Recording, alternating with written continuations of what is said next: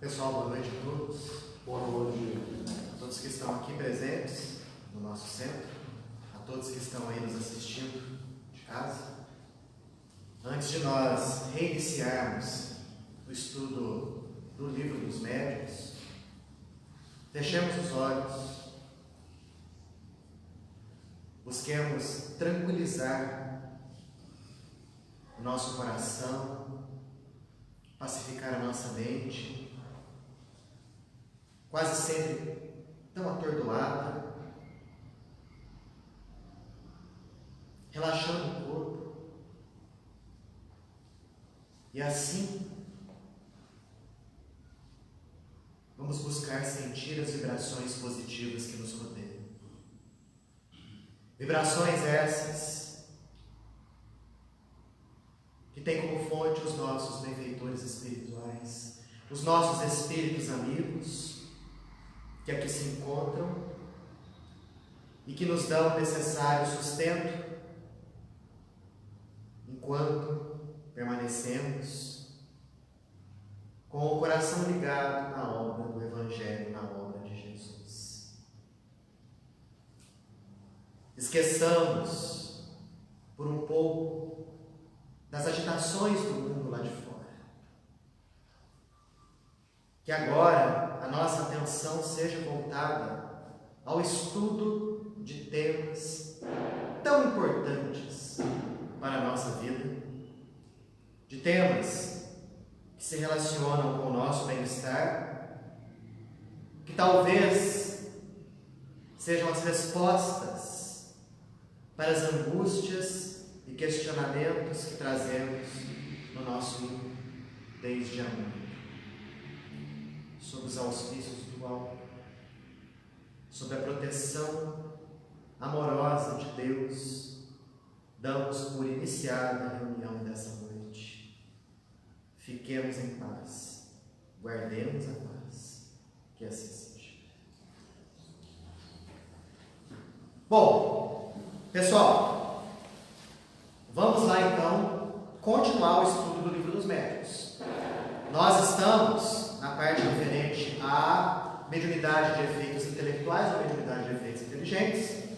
Falamos sobre a psicografia ao longo de 3 sextas-feiras e hoje vamos começar um novo tópico atinente à mediunidade de efeitos inteligentes.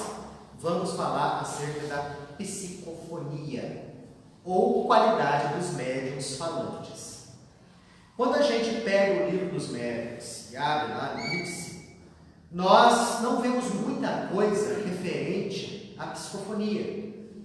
O Livro dos Médiuns ele é muito pródigo em informações das mediunidades todas ali, de efeitos intelectuais, informações muito detalhadas e dilatadas acerca da psicografia.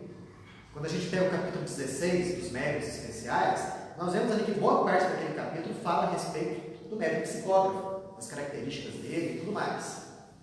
Mas a gente não acha ali, nos capítulos, algo referente especificamente à psicofonia, ou os médiuns falantes.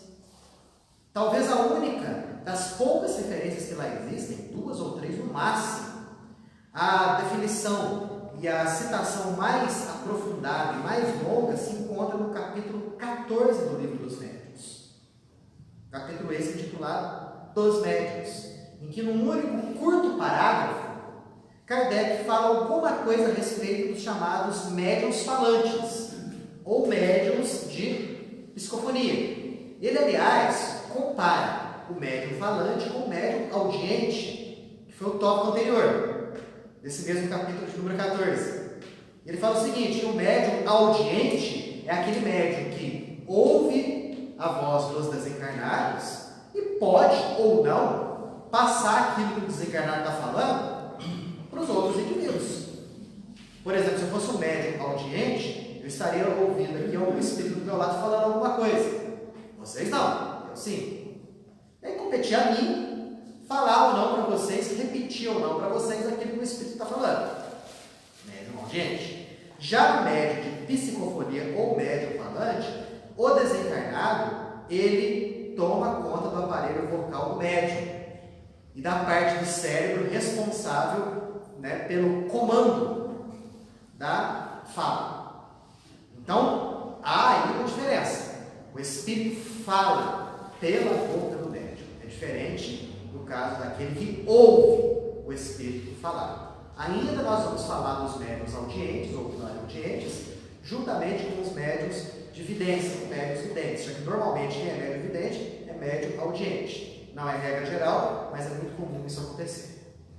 E ele, Kardec, nesse capítulo 14, ele fala um pouquinho mais, dizendo inclusive que o médium audiente, ele em alguns casos não tem consciência daquilo que ele está falando. Embora no estado consciente, desperto, ele não tem qualquer consciência das palavras que escapam da sua boca. E raramente se lembra daquilo que disse, ou das palavras que saíram da sua boca. Embora, em alguns casos, algumas guardam a intuição das palavras que estão escapando ali da sua boca. É estranho da gente entender isso aí. Poxa, você está consciente, como que ele não vai se lembrar das palavras que saíram da sua boca? Né? Isso nós vamos ver com maiores detalhes no estudo de 2 capítulos aqui no livro dos Domínios da Mediunidade. Psicografia do Chico, autoria de André Luiz. E esse pequeno trecho da psicofonia, Kardec acaba quando ele diz que o espírito comunicante, ele trava contato com os encarnados, se utilizando daquilo que é mais flexível do médium. Então, de um, ele vai se servir da fala. De outro médium, ele percebe que a flexibilidade maior dele é com a escrita. Então, ele pode se comunicar através da psicografia. De outro, ele não tem nem a flexibilidade da escrita e nem da fala, mas ele pode enxergar. Então, o espírito se manifestará a esse indivíduo através da vidência. Então, tudo diz respeito à flexibilidade do médium. E essa flexibilidade tem muito a ver com a qualidade da aura do médium. Nós sabemos que a aura é como se fosse uma expansão do corpo perispiritual, uma energia, né? Que é a anticâmara de toda e qualquer complicação de ordem espiritual. E que a qualidade da aura tem muito a ver, aliás, tem tudo a ver com o estado interior do indivíduo, com as qualidades dele, com as facilidades que ele tem. Enfim, cada indivíduo possui flexibilidade em uma determinada área. E encerrou desse jeito a parte referente aos médiuns falantes no livro dos médiuns. Talvez, acredito eu, porque na época de Kardec havia muito médium de psicografia. Né? Mesmo porque a psicografia tem como você conservar ali uma prova material de que o espírito deu a comunicação, né? A folha fica lá escrita. Dá para você ver muito bem a característica moral, o nível de conhecimento do espírito por aquilo que ele está escrito. Enquanto que na psicofonia não. Na época não existia gravador, como existe nos dias de hoje. Então aquilo que o espírito falou através de um médium, quem ouviu, ouviu. Quem não ouviu, você ouviu. Então provavelmente Kardec enfatiza mais no livro dos médiuns a psicografia por causa disso daí.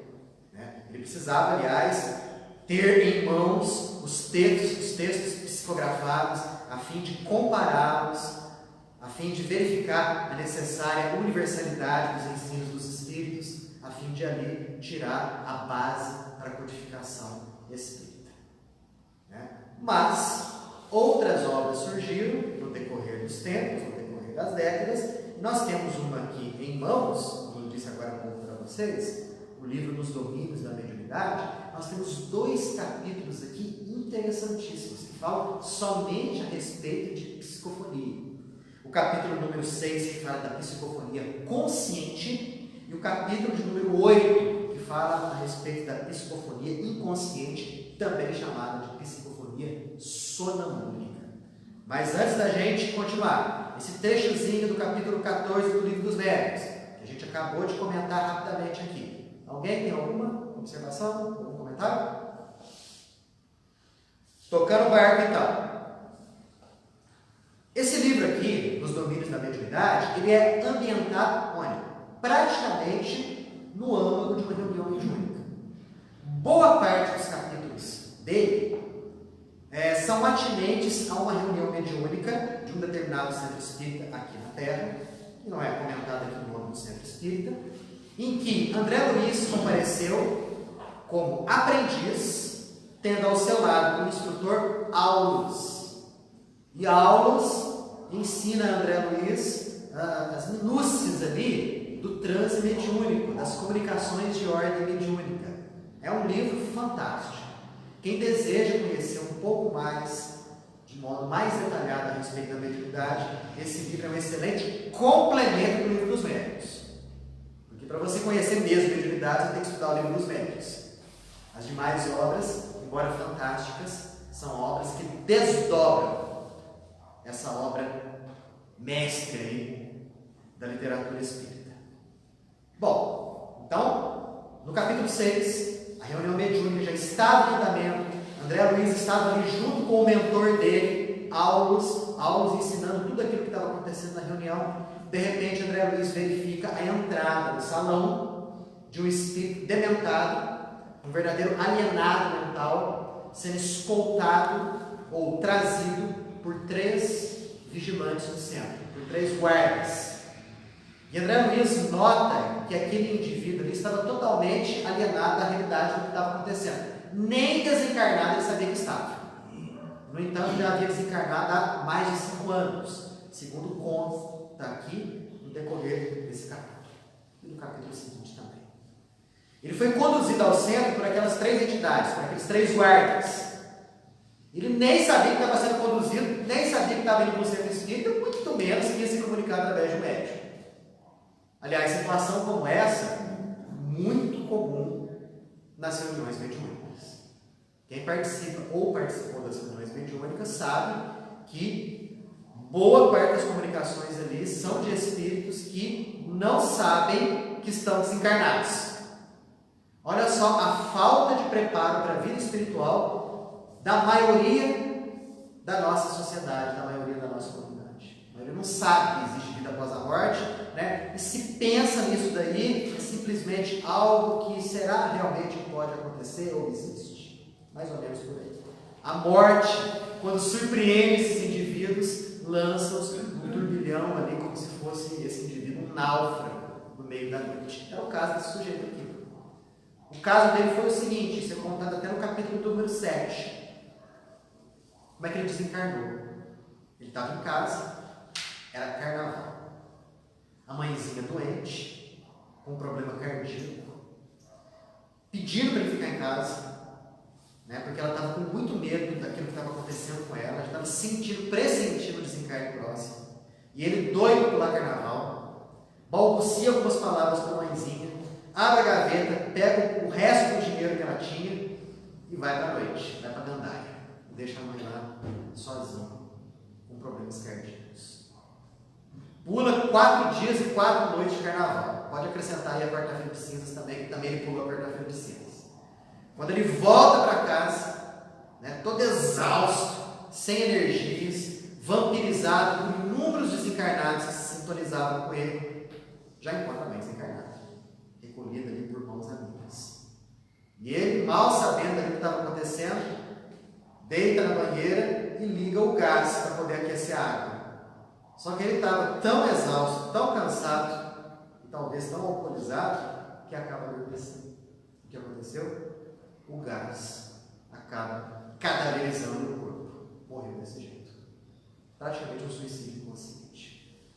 Então, durante 5 anos, esse indivíduo, na realidade espiritual, ele, segundo conta aqui André Luiz, aliás, Aulus, se ligou durante 5 anos seguidos após o seu desencarne a uma mulher que ele amava, que era apaixonada.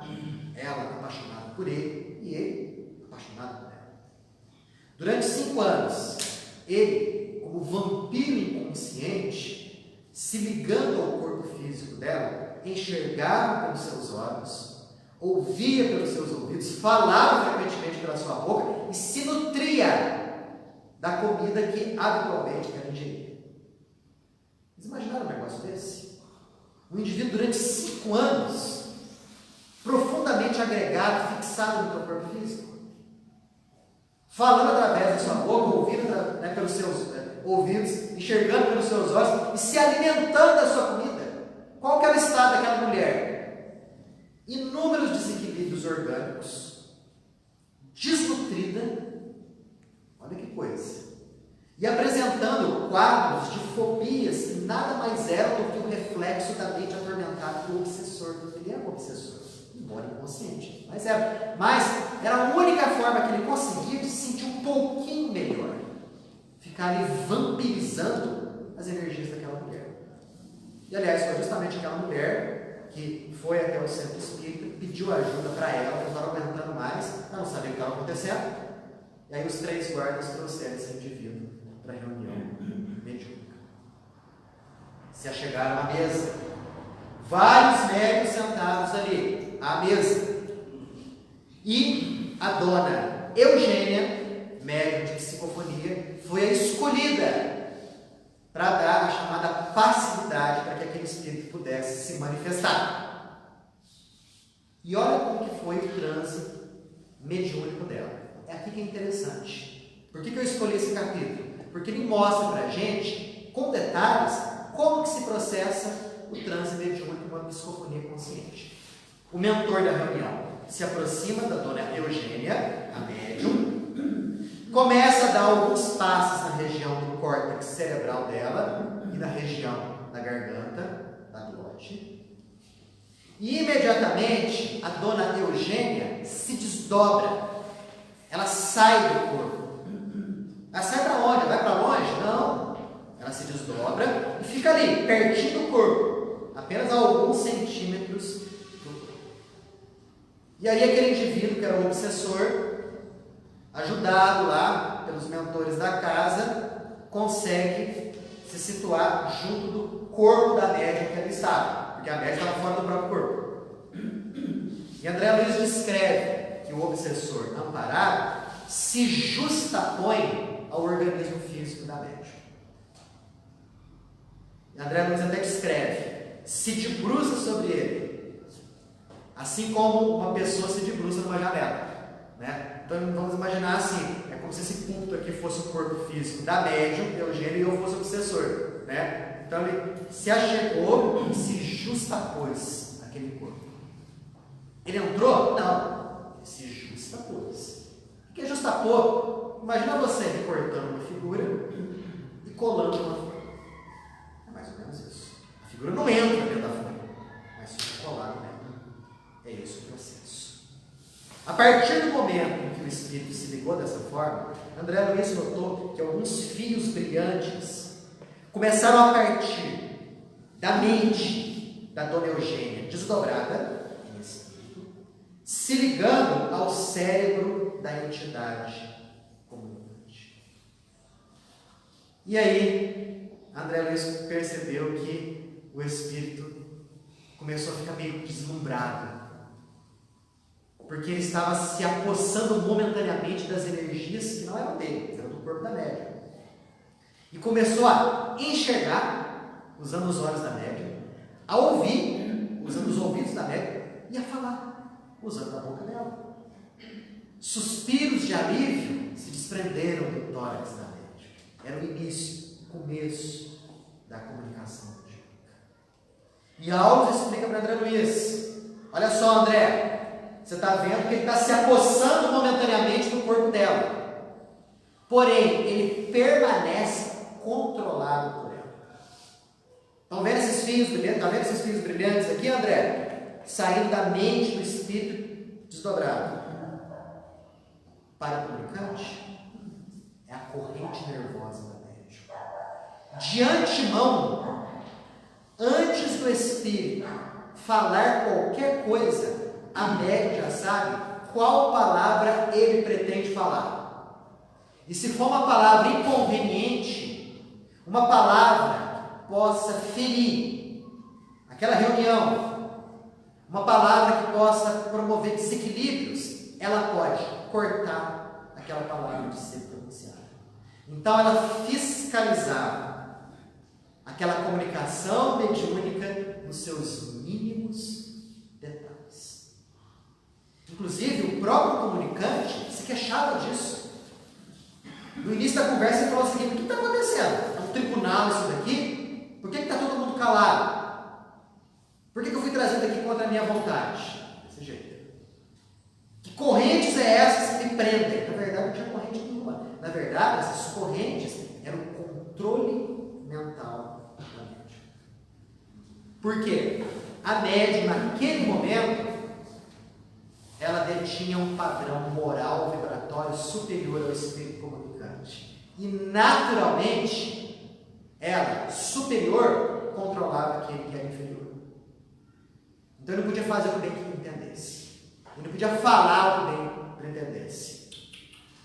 Tudo aquilo que pudesse colidir com a ordem, com a harmonia da reunião, a médium, cortava essas expressões no seu nascedouro. Por quê? Porque ela sabia o que ele estava querendo dizer, o que ele pretendia dizer. Até aqui, alguém quer fazer alguma pergunta? Sim. Esse desdobramento da médium, dos médiums, é normal ou errado? Boa pergunta. Se esse desdobramento dos médiums, se é normal ou se é raro? É normal. O Hermínio Miranda, na obra Diversidade dos Carismas, ele fala que o desdobramento é como se fosse uma pré-condição para o trabalho mediúnico. Porque o médium desdobrando, automaticamente ele fica mais apto a entrar em contato com as energias perispirituais do espírito comunicante. Porque na verdade quem é o dono do corpo? O médium. O médium simplesmente está cedendo momentaneamente o corpo para o espírito comunicante, mas é ele que está ali controlando. Quer dizer que o médium desdobra, ele perde a consciência? Depende. No caso aqui da dona Eugênia, não, a psicofonia dela era consciente. Embora desdobrada do corpo, ela mantinha a consciência meio que dividida. Então é como se ela tivesse com a consciência um pouco no corpo e um pouco fora do corpo também. Ela era consciente de todas as palavras que o Espírito estava pronunciando. Todas. Então a gente podia até falar, ela está perfeitamente acordada? Perfeitamente acordada, embora desdobrada. Perfeitamente consciente do que está acontecendo? Perfeitamente consciente do que está acontecendo. Mas ela está desdobrada. Pode falar. Não existe nenhuma situação, nenhuma hipótese, uma situação não tão favorável quanto essa reunião mediúnica, de quando a médium desdobrar, o espírito tomar posse de forma que ela perdesse o controle e não conseguisse mais, digamos, voltar para... Boa pergunta. Pergunta que foi feita aqui agora para a gente aqui, ó. Se existe a possibilidade de a médium desdobra, um espírito se apossar daquele corpo e fazer o que bem entender, sem a médium controlar. A ponto da médium ter certa dificuldade em voltar ao corpo. Em uma reunião mediúnica equilibrada, com o médium treinado, isso não acontece. Não acontece, porque o superior, ele sempre vai controlar aquele que lhe é inferior, moralmente e intelectualmente. Mas vamos pegar o seguinte caso. Vamos imaginar um espírito perverso, porém extremamente inteligente. Inteligentíssimo, mentalmente vigoroso, mas com nível moral baixo. Um verdadeiro gênio das trevas, se comunicando através de um médium. O médium pode ter um padrão moral superior a ele, mas em termos intelectuais perde. O que acontece nesse caso? Os próprios mentores da casa fiscalizam aquele trânsito mediúnico e impedem aquele espírito de fazer qualquer coisa que possa perturbar a harmonia do processo todo lá. Agora, se for uma reunião mediúnica meia boca, né, cujos indivíduos ali, participantes daquela reunião, não estão nem aí com a melhoria, com o aprimoramento, e vão lá meio que por uma brincadeira ou uma obrigação forçada, aí alguma coisa de negativo realmente pode acontecer. Tudo depende muito das intenções dos participantes da reunião. Né? Então, olha só a importância do desenvolvimento moral do médium para que ele possa arcar responsavelmente com a harmonia do local. Quer dizer, esse espírito aqui que estava se comunicando através da Eugênia, da dona Eugênia. Vamos supor que ele quisesse se levantar, pegar uma cadeira e jogar para o alto. Ela, de antemão, já sabia, teria consciência da intenção dele. Cortaria isso, não, o corpo é meu. permitir que você faça isso. E ele não faz, embora tenha a intenção, mas não faz. Eu quero falar um tanto de palavrão, xingar alguém aqui. Ela não vai permitir que esse tipo de coisa aconteça. Né? Então ela tem que ser uma pessoa afeita aos bons costumes. Uma pessoa que, aliás, não tem o hábito de falar palavrão. Né? Porque o espírito não vai encontrar a ambientação necessária para poder se expressar daquela forma. Ele não pode fazer o que bem entende. Não. Né? O espírito desencarnado está sob a influência ali do dono. Fala. Então, Daniel, por isso a importância do médium ter um equilíbrio, de estar equilibrado, ter condição de trabalhar na reunião mediúnica com equilíbrio. E eu trabalhei lá na Moca, em São Paulo, né? Faz algum tempo já que eu venho vindo, aprendendo a doutrina. Então, nessa época que eu trabalhei lá, veio um espírito assim, danado, bem elevado mesmo, sabe? Ele falava assim: eu vou virar essa mesa, vou quebrar todos esses copos. Teve uma visita importante, que as pessoas diziam que era muito importante a visita, e encheram a mesa de copos, de vidro, e aquela coisa toda, sabe? Aí o espírito falou: eu vou virar essa mesa, eu vou quebrar tudo isso, vou virar isso aqui, né? E eu pensei: você vai sim, né? Mas olha, se eu não tivesse vindo, ele tinha feito um espalhafato. Sim, isso acontece. Né? Graças a Deus, eu já tinha aqui. Ou seja, se o médium não tiver a necessária harmonia interior, se ele não tiver vinculado ali um bom interesse de auxiliar os desencarnados, por quê? Numa reunião como essa, como a gente está vendo aqui, que está descrito nesse livro, né, o médium é sempre o primeiro socorrista. É o que Aulos fala aqui. O médium não pode cair no padrão vibratório do espírito. Porque se ele cair no padrão vibratório do espírito, muito pouca coisa pode ser feita de benefício para o próprio espírito comunicante. Não vai ter ajuda ali, vai ter auxílio nenhum, ou muito pouco. É como se ele fosse o quê? É como se ele fosse uma maca. Ele até compara aqui a seguinte coisa: é como se o médium fosse uma maca, né, que é utilizada para operações. A maca tem que ser firme o suficiente para o indivíduo ficar ali para o médico poder fazer a cirurgia. Agora, se a maca não for firme o suficiente, como que o médico vai operar no paciente? É mais ou menos a mesma coisa. Só tem que ter equilíbrio. Tem que ter um equilíbrio. Tem que estar firme. O indivíduo ele tem que ter aquele treinamento necessário. Porque se a gente for ver aqui, viram a descrição do transe mediúnico como é? Na verdade, o que estava acontecendo ali com a Eugênia era o que acontecia com aquela moça que o espírito estava obsediando. Ele também enxergava pelos olhos da moça, ouvia pelos ouvidos dela, falava pela boca dela. A moça, na verdade, era uma médium, só que não sabia que era. Obsediada. Não tinha noção. Né? Não tinha noção do que estava acontecendo. Já a dona Eugênia não. Sabia-se na condição de médium, praticante, estudiosa, experiente, e pôde fornecer ali para aquele espírito aquilo que ele precisava. Sim. No caso da moça, ela ofereceu condições da própria conduta dela para que o... Boa pergunta. No caso da obsediada, ela ofereceu ao espírito condições. Sim, os dois ali eram apaixonados um pelo outro. Possivelmente, a gente deduz aqui, assim que ela soube da desencarnação dele, ficou pensando nele. Né? Ai, meu querido, ai, meu coitado, tão cedo, né? Tão jovem, a gente tinha uma vida inteira pela frente, por aí vai.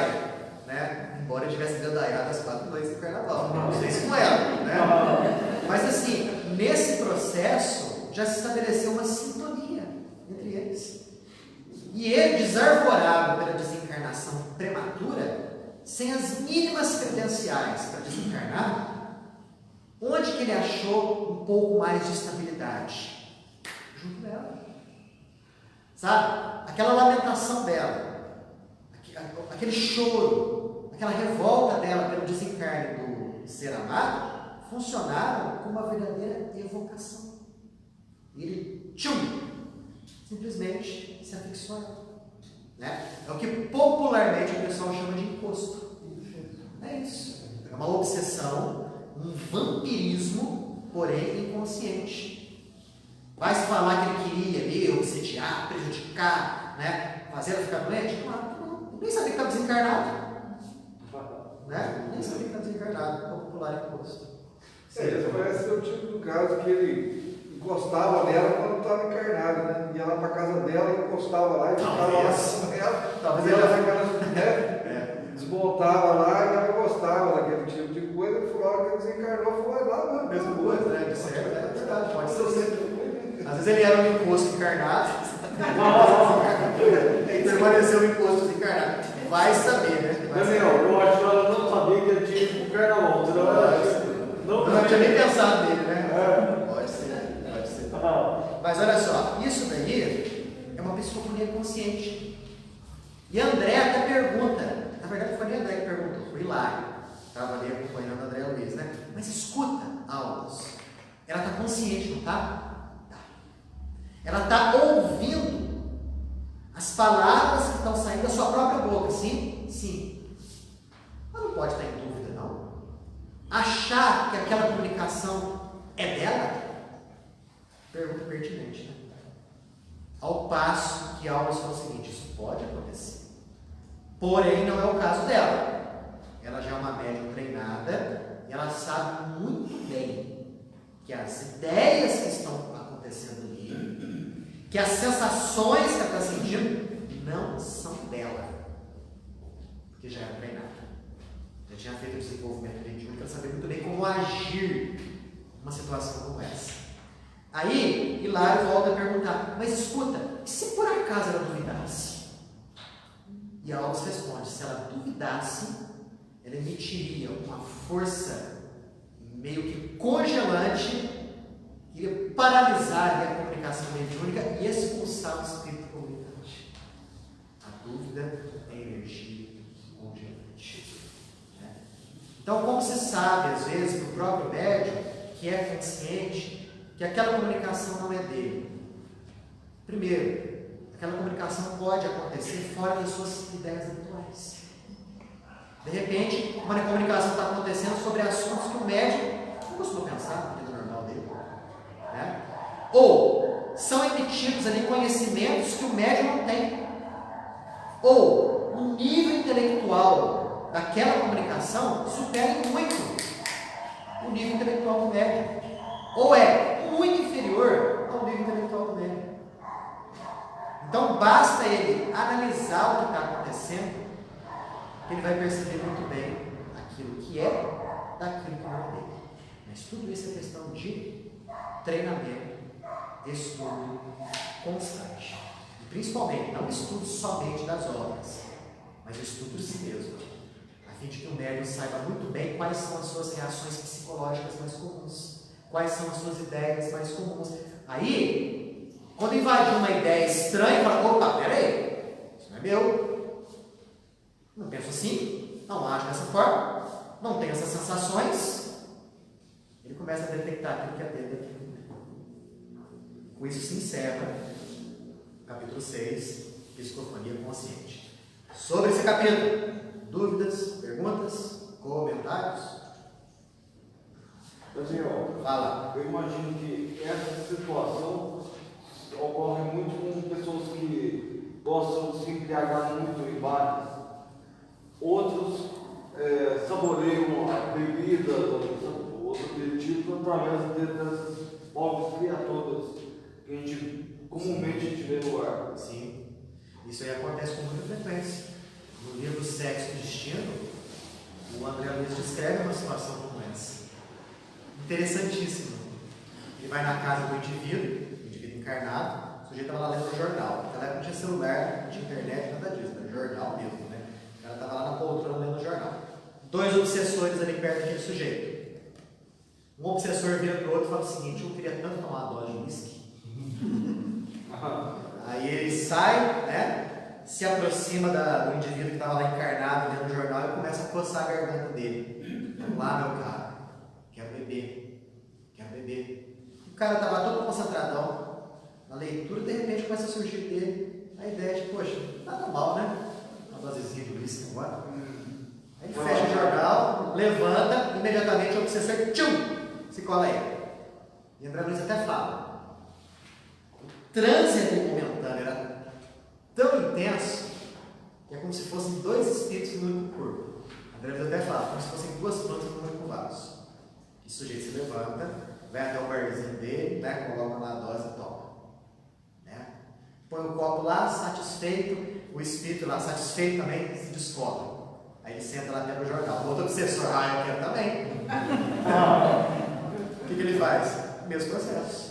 Chega lá perto, agora é minha vez. Quer beber. Ainda bem que era dois só. Ainda bem que não só dois, né? E dois que não bebiam tanto, pelo visto. Aí, claro que o indivíduo não registrava essas frases pronunciadas, mas invadia nele o quê? Uma vontade, uma sensação. O que aconteceu? Fechou o jornal de novo e foi lá tomar mais uma dose de uísque. Então a gente percebe ali o quê? Um vampirismo.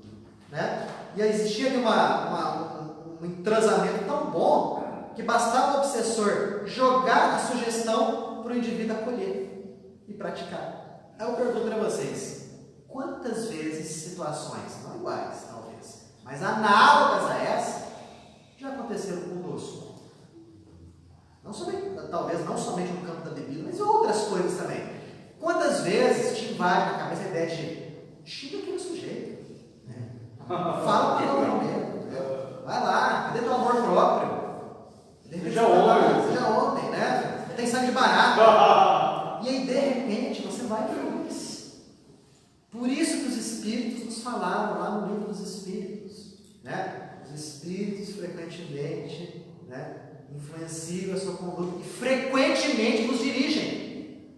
Frequentemente vos dirigem. Está vendo a importância de nós termos boas intenções na vida?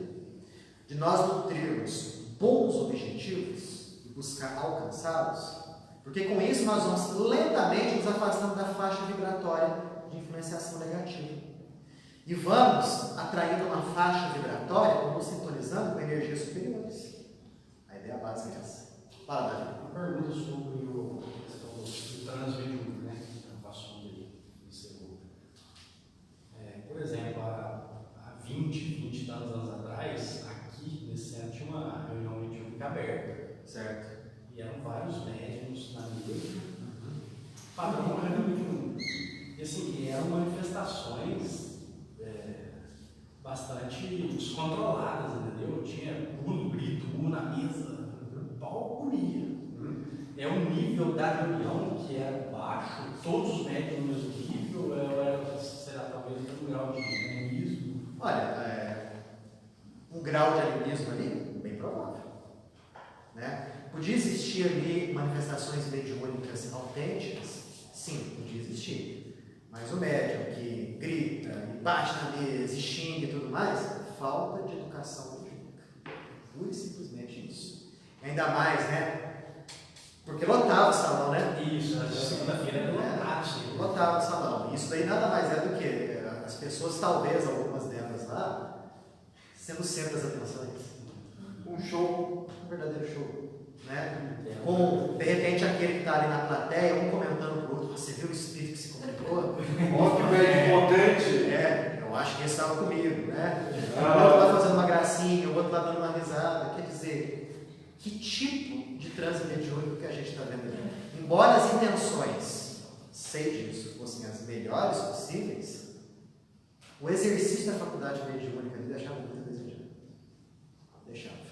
Faltava ali o estudo, faltava ali o conhecimento, faltava ali alguém, né, chegar para falar assim, não, vamos dar uma padronizada aqui nas manifestações, uma estudada e por aí vai. Ô Daniel, mas era falta de conhecimento mesmo, porque antigamente não tinha estudo. Falta de Então as pessoas, é claro que tinha gente ali que estava mesmo, né? Mas outros não, era.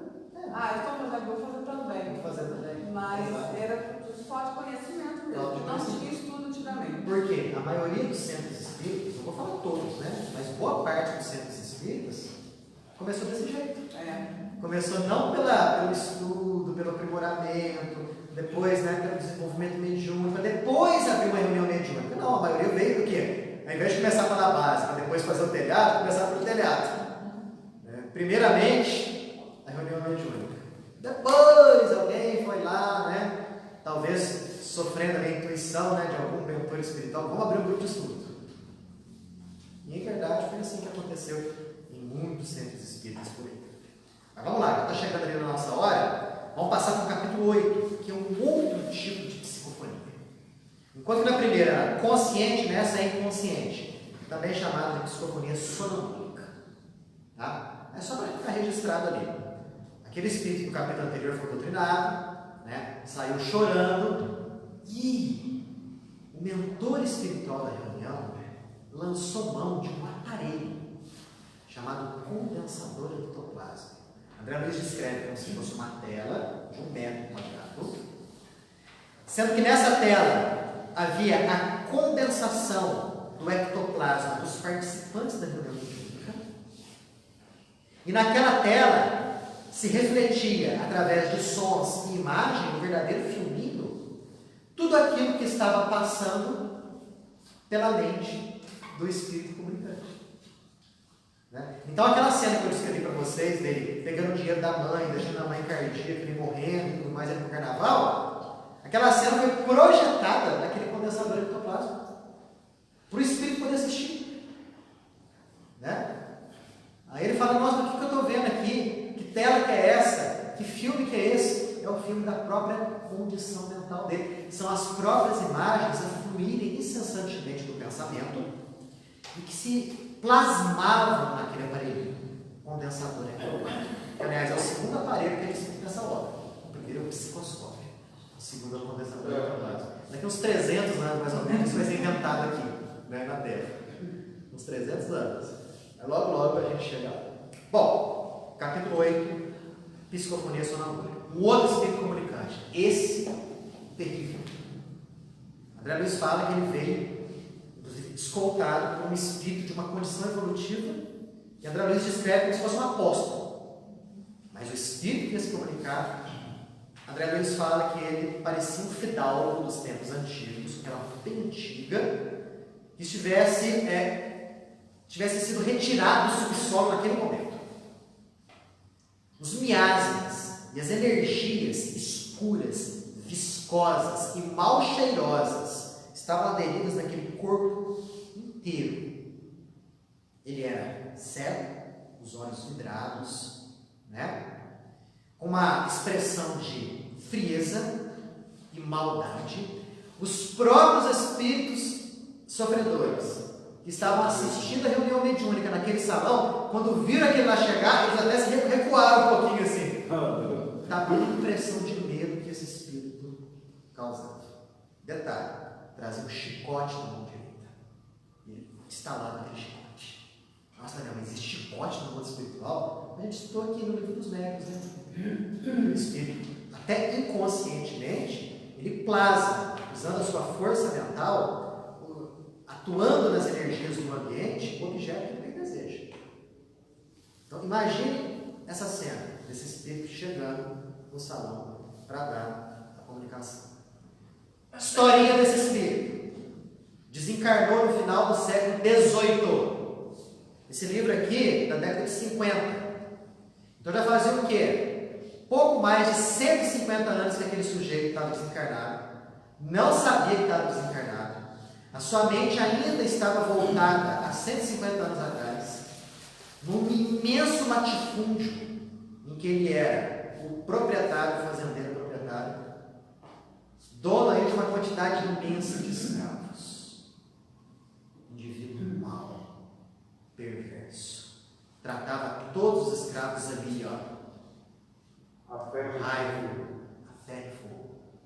Algum escravo que fugia para os quilombos, e ele conseguia recapturar, era colocado no tronco, açoitado, os olhos eram vazados, e se não morresse, depois de alguns dias na senzala, esse escravo era jogado para ser devorado por cães. Então, com isso, ele desenvolveu uma fama tremenda na região. E riqueza. Ele queria que os escravos trabalhassem para ele dessa forma, desse jeito. E arte que ele não trabalhasse. Impiedoso, maldoso. Mas, obviamente, desencarnou. Desencarnou, finalzinho do século XVIII. Quem que veio receber de braços abertos? muitos escravos que haviam sido mortos pelas mãos dele. Alguns já haviam perdoado, de alma branca, segundo o autor falando, mas a maioria não. O castigaram, o hipnotizaram, né? Isso durante 150 anos. Mas ele estava crente que havia sido capturado pelos escravos e estava sendo mantido prisioneiro. Olha só como é a nossa mente. Ele estava aqui no século XX, porque esse livro é do século XX, meados do século XX. Mas a mente estava no século XVIII. Esse espírito ele foi colocado ali para dar comunicação através de uma outra médium, Dona Celina. André Luiz até ficou preocupado, porque a Dona Celina era a melhor médium do grupo. André faz até a seguinte comparação: é como se você estivesse pegando uma harpa delicada e colocando essa harpa delicada nas patas de uma fera. E a aula fala o seguinte: ó, precisa ficar com medo não, né? Esse sujeito entrou aqui, né? Pelos próprios mentores da casa, e se ele está sendo situado na melhor médium, é porque ela é quem pode realmente ajudá-lo. Quem pode mais, ajuda aquele que está numa situação bem pior. E repara, André Luiz, repara o que está acontecendo. Ele envolto por essa carapaça de energias pestilenciais, olha o que acontece em contato com a luz da médium. A luz da médium fustigava aquelas energias. Abre e olha, não se mistura. Como que aconteceu a ligação? Prestem bem atenção e comparem com a ligação anterior. Primeira coisa, a médium desdobra. Igualzinho à primeira médium, ela sai do corpo, só que com um detalhe. O desdobramento dela foi muito mais completo. É como se ela perdesse contato provisoriamente com quase todos os centros energéticos do corpo. Exteriormente falando, o corpo físico dela se entregou a um sono profundo, a um apassivamento quase completo, um estado semelhante à catalepsia. Mas ela estava lá com a sua aura brilhante, porque ela era uma excelente médium, de um nível moral elevadíssimo, fora do corpo. Ela viu o espírito, estendeu os braços como se fosse uma mãezinha, pegou esse espírito e tratou de alojar esse espírito rente ao seu corpo. E o espírito, como se fosse um imã, colou ao seu corpo. Houve aqueles fios brilhantes ligando o cérebro da médium desdobrada ao cérebro da entidade? Não. Isso não aconteceu. Diferente da comunicação anterior. Mas ela emitia dela própria energias vigorosas que envolviam como se fossem fios luminosos o espírito comunicante. E ficou aquele espírito ali como uma fera enjaulada, como se fosse um peixinho no aquário querendo quebrar as paredes do aquário. Só que ele não conseguia.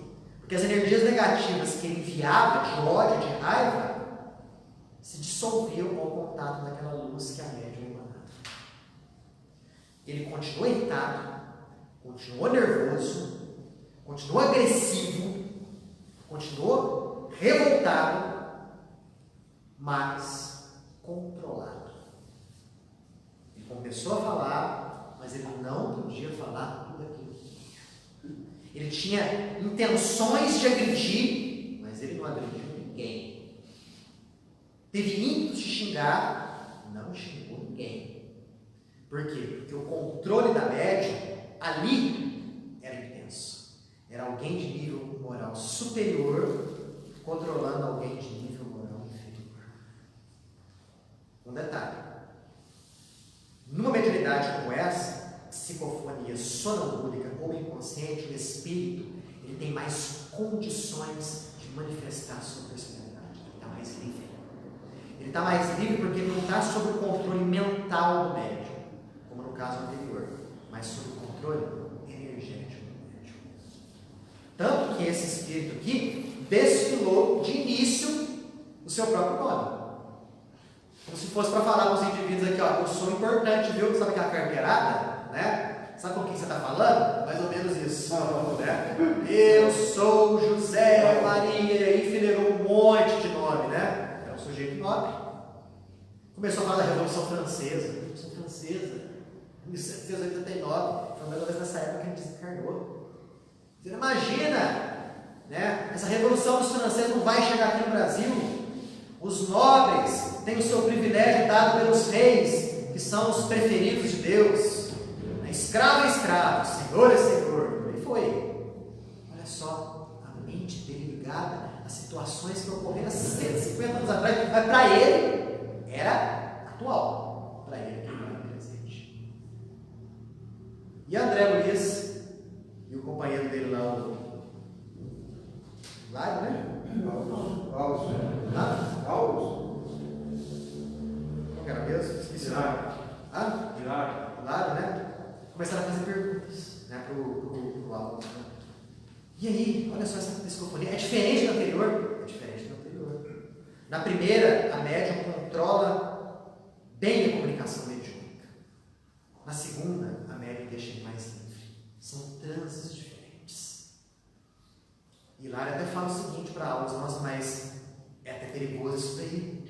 Porque imagine só se a médium relaxasse nesse cuidado todo.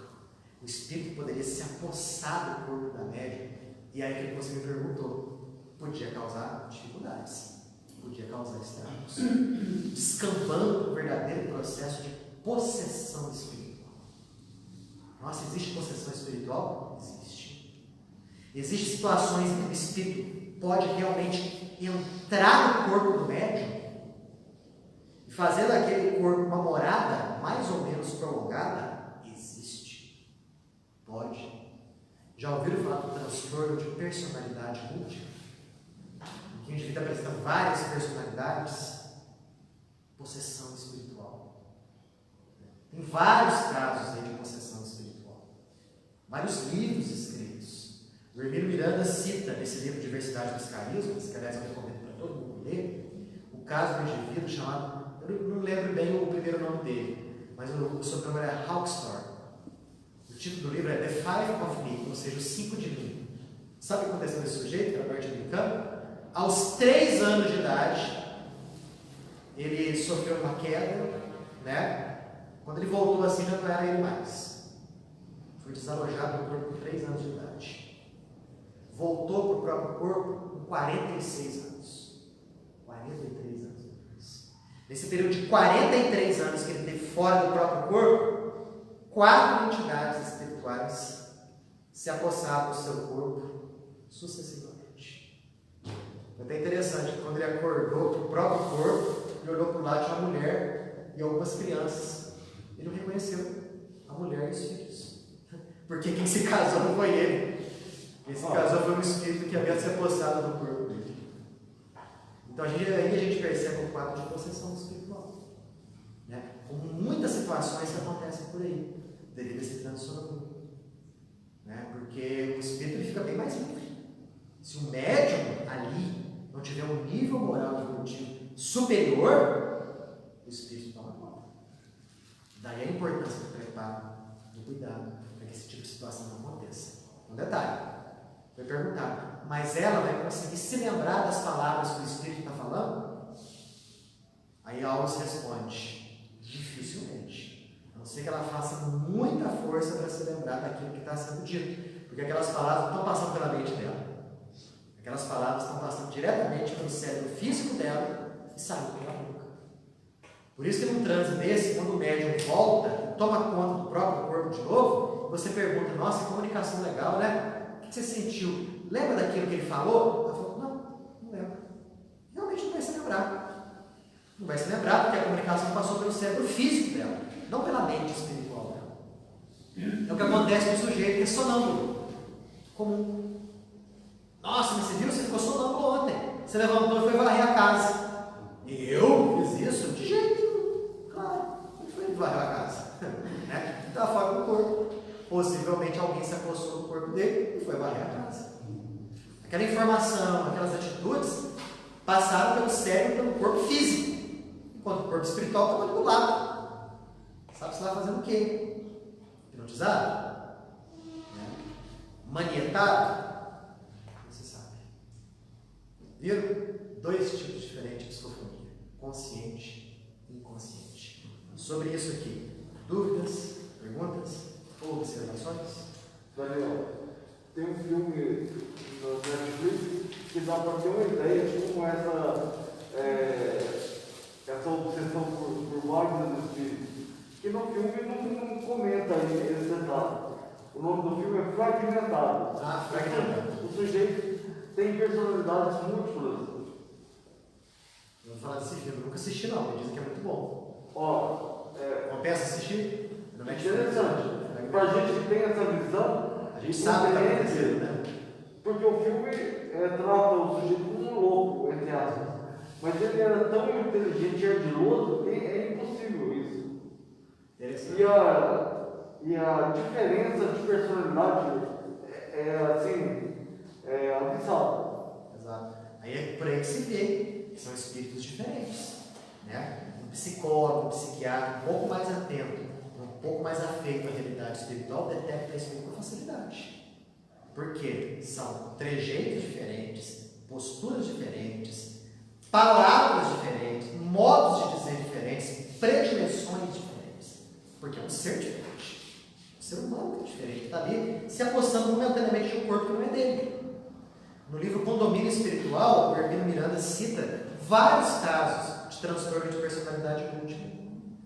E num deles, o caso de uma moça, cujo nome eu esqueci, né, que algumas entidades se apossavam alternadamente no corpo dela. Então tinha uma, que era inclusive até um homem desencarnado, que era muito dado a trabalhos domésticos, assim, a consertar encanamento, né, telhado. Então quando alguma coisa quebrava na casa dela, esse indivíduo se apossava no corpo dela e ia consertar. Consertava o telhado, consertava o cano, fazia uma pintura, né? Quando precisava de fazer alguma coisa de comida, um outro espírito que era dado à culinária se apossava no corpo dele, fazia comidas maravilhosas. Né? Tinha uma outra que se apossava no corpo dela, que era uma pessoa sensual, que gostava de sair para balada, né? Então colocava roupas provocantes, e ia. Já uma outra que se apossava no corpo era uma pessoa mais recatada, mais intelectual, né? Mais centrada, que gostava de leituras. Eu sei que eram assim umas 8 ou 9 personalidades que tomavam conta do corpo dela. Com a anuência ou não do dono do corpo. Diga-se de passagem. Né? Esse livro Condomínio Espiritual, ele é fantástico. Quem quiser ler, eu recomendo. Algo mais, pessoal? Vamos lá então. Vamos fazer a nossa prece. A gente vai fazer a prece para todos que estamos aqui, para todos que estão em casa. Logo depois da prece a gente encerra a nossa transmissão, mas nós continuamos aqui com o passe coletivo, com a prece de encerramento. Então vamos fechar os nossos olhos, relaxar o nosso corpo e buscar em Deus aquela necessária segurança para a nossa vida. Nesses dias tumultuados, em que tantas informações desencontradas surgem para nos atormentar, em que a situação do planeta encontra-se aflitiva, nunca podemos perder a fé e a esperança. Ainda mais nós, sabedores da realidade espiritual, nós espíritas que conhecemos o planejamento reencarnatório, nós espíritas que conhecemos a mudança que está acontecendo no nosso planeta, nós que temos a certeza e o conhecimento da realidade espiritual, nunca, absolutamente nunca, devemos nos encontrar em desespero. Devemos, aliás, sermos aquele motivo de equilíbrio e de tranquilização àqueles que estão ao nosso redor.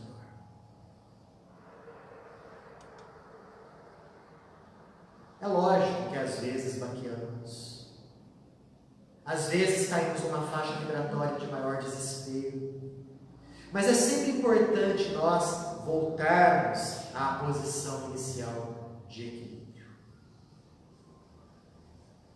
Para isso, é imprescindível que nós nos voltemos ao interior de nós. Assim como você pode estar fazendo isso agora. Buscando sintonizar com as energias benfeitoras do local onde você se encontra. Pedindo aos teus mentores espirituais que retirem de você essas energias pesadas, acumuladas, talvez por horas de vigilância e desespero. Que eles te envolvam em paz.